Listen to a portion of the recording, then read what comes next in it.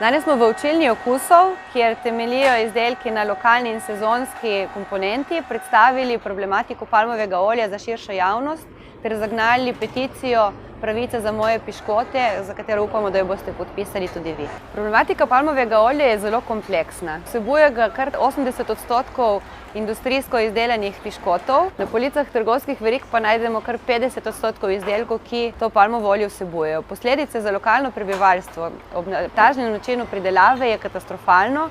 Uničena je voda, izseljevanje so skupnosti, velike so posledice za podnebne spremembe, predvsem če pogledamo situacijo v Indoneziji in Maleziji.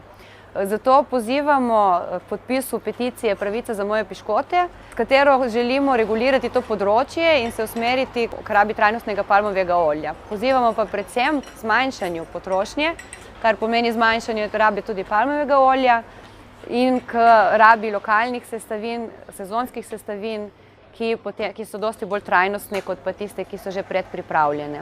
Jaz sem danes pripravila domače piškote. Priprava domačih piškotov pa me je navdušila, ko sva se z možem preselila na svoje in sem začela razmišljati, kaj sploh jemo, kaj kupujemo, in sem prišla do ugotovitve, da najboljše stvari so pripravljene kar doma.